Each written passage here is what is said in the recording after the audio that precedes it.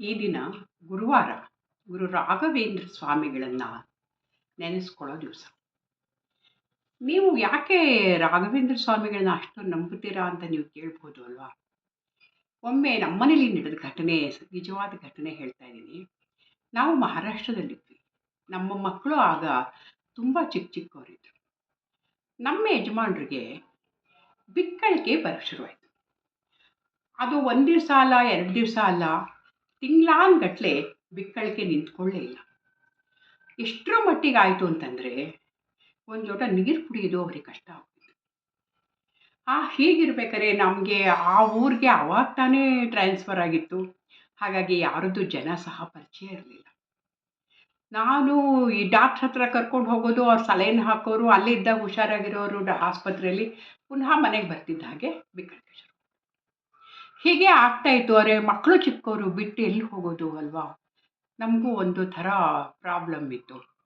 ಆಗ ನಾನೇನು ಯೋಚನೆ ಮಾಡಿದೆ, ನಾವು ಇದ್ದಿದ್ದಕ್ಕಿಂತ ಒಂದು 60 ಕಿಲೋಮೀಟ್ರ್ ದೂರದಲ್ಲಿ ಔರಂಗಾಬಾದ್ ಇತ್ತು. ಸರಿ, ಅಲ್ಲಿ ಹೋಗೋಣ. ಅಲ್ಲಿ ಕನ್ನಡ ಸಂಘ ಎಲ್ಲ ಇತ್ತು. ಹಾಗಾಗಿ ಕನ್ನಡ ಸಂಘದಲ್ಲಿ ಯಾರ್ದಾರೋ ಸಹಾಯ ಕೇಳೋಣ, ಆಗತ್ತೆ, ಸ್ವಲ್ಪ ಆಸ್ಪತ್ರೆಗೆಲ್ಲ ತೋರಿಸೋಣ ಅಂತ ಅಂದ್ಕೊಂಡು ಅವತ್ತೆಲ್ಲ ರೆಡಿ ಮಾಡಿಕೊಂಡೆ. ಮಕ್ಕಳು ಬಟ್ಟೆ, ನನ್ನ ಬಟ್ಟೆ ಎಲ್ಲ ಜೋಡಿಸ್ಕೊಂಡು, ನಮ್ಮ ಮನೆಯವ್ರ ಬಟ್ಟೆನೂ ಜೋಡಿಸ್ಕೊಂಡೆ. ಆದರೆ ನಮ್ಮ ಮನೆಯವ್ರು ನಡೆಯೋ ಸ್ಥಿತಿಲೂ ಇರಲಿಲ್ಲ, ಹಾಗಾಗ್ಬಿಟ್ಟಿದ್ರು. ಹೇಗಾರು ಕರ್ಕೊಂಡು ಹೋಗೋದು ಅಂತ ಧೈರ್ಯ ಮಾಡಿದೆ. ಇನ್ನೇನು ಬೆಳಗ್ಗೆ ಹೊರಡಬೇಕು ಅನ್ನೋ ಸಮಯದಲ್ಲಿ ಸುಮಾರು 15 ದಿವಸದಿಂದ ಮಾತು ಸಹ ಆಡಿರಲಿಲ್ಲ ಅವರು. ಏನು ಹೊಟ್ಟೆಗೂ ಹೋಗ್ತಾ ಇರಲಿಲ್ಲ. ಆ ಪರಿಸ್ಥಿತಿನಲ್ಲಿ ಬೆಳಗ್ಗೆ ನನ್ನನ್ನು ಎಬ್ಸಿದ್ರು. ನಂಗೊಂದು ಲೋಟ ಚಾಯ್ ಮಾಡಿಕೊಡು. ಸರಿ, ಚಾಯ್ ಮಾಡಿಕೊಟ್ಟು, ಇಷ್ಟು ಮಾತಾಡಿದ್ರಲ್ಲ ಅಂತಲೇ ತುಂಬ ಖುಷಿ ಆಯ್ತು ನನಗೆ. ಚಾಯ್ ಮಾಡಿಕೊಟ್ಟೆ. ಚಾಯ್ ಮಾಡಿಕೊಡೋದ್ಲು ಅಂದೆ, ನಿಮಗೆ ಸ್ವಲ್ಪ ಪರವಾಗಿಲ್ವಾ ಈಗ ಅಂತ. ಒಂದು ನಿಮಿಷ ಕೂತ್ಕೊ, ನಾನೇನು ಹೇಳ್ತೀನಿ ಕೇಳು ಅಂದರು. ಸರಿ, ನನಗೆ ಈಗ ತಾನೇ ಒಂದು ಕನಸು ಬಿತ್ತು. ದೊಡ್ಡ ನದಿ ತೀರ, ಅಲ್ಲಿ ಒಬ್ಬರು ಸನ್ಯಾಸಿಗಳು ಕಮಂಡಲ ಹಿಡ್ಕೊಂಡು ನಿಂತಿದ್ರು, ಕಾಷಾಯ ವಸ್ತ್ರ ಧರಿಸಿದ್ರು. ಅವರು ಅಲ್ಲೊಂದು ಇದ್ದ ಬೃಂದಾವನಕ್ಕೆ ಮಂಗಳಾರತಿ ಮಾಡಿಬಿಟ್ಟು, ಆ ಮಂಗಳಾರತಿ ಎಲ್ಲ ಆರಿರುತ್ತಲ್ಲ, ಅದ್ರ ಹೊಗೆ ನನ್ನ ಮೂಗಿಗೆ ಇಟ್ಬಿಟ್ಟು ಹೇಳಿದ್ರು, ನಿಂಗೇನು ಆಗಲ್ಲ, ಹೆದರ್ಕೋಬೇಡ, ನಾನು ನಿನ್ನ ಬೆನ್ನ ಹಿಂದಿದ್ದೀನಿ, ನಾನು ನಿನ್ನನ್ನು ಕಾಪಾಡ್ತೀನಿ ಅಂತ ಹೇಳಿದ್ರು. ಆಮೇಲೆ ನನಗೆ ಎಚ್ಚರ ಆಗ್ಬಿಡ್ತು. ಸರಿ, ಅಷ್ಟು ಏನೋ ಒಂದು ಚೆನ್ನಾಗಿ ಆದ್ರಲ್ಲ ಸದ್ಯ. ಆಮೇಲೆ ತಕ್ಷಣ ಎಷ್ಟೋ ದಿವಸದ ಮೇಲೆ ಒಂದು ಚಾಯ್ ಕುಡಿದಿದ್ದು. ಆಮೇಲೆ ನಾನು ಹೋಗಿ ಒಂದು ಸ್ವಲ್ಪ ಏನಾದ್ರು ತಿನ್ನೋಕ್ಕೂ ಮಾಡ್ಕೊಂಬಂದೆ. ಯಾರು ಅಂತ ನಾವು ಅದಕ್ಕೆ ಮುಂಚೆ ಎಂದೂ ನೆನೆಸ್ತಾ ಇರಲಿಲ್ಲ.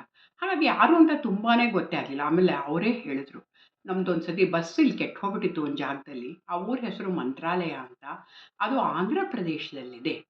ಅಲ್ಲಿ ನಾವೆಲ್ಲ ಅದೇನೋ ಇದೆ ಅಂದ್ಬಿಟ್ಟು ಎಲ್ಲ ಬಸ್ ಕೆಟ್ಟು ಹೋಗಿದ್ರಿಂದ ಬಸ್ಸಿನ ಜನ ಎಲ್ಲ ಹೋಗಿದ್ವಿ. ಅದು ನಾನು ಹೋಗಿದ್ದೆ. ನಾನು ಮದುವೆ ಎಲ್ಲ ಆದಮೇಲೆ ನಾನು ನನ್ನ ಹೆಂಡ್ತಿನ ಕರ್ಕೊಂಬರ್ತೀನಿ ಅಂತ ಅವತ್ತು ಅಂದ್ಕೊಂಡೆ, ಆದರೆ ನಂಗೆ ಮರ್ತು ಹೋಗ್ಬಿಟ್ಟಿತ್ತು.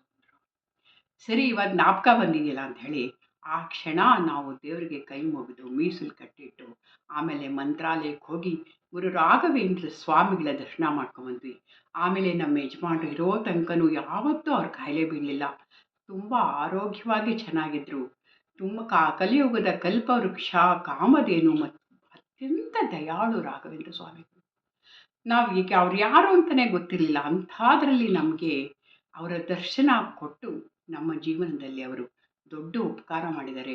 ಖಂಡಿತ ರಾಘವೇಂದ್ರ ಸ್ವಾಮಿಗಳನ್ನ ನಂಬಿದವ್ರನ್ನ ಅವರು ಕೈ ಬಿಡೋಲ್ಲ.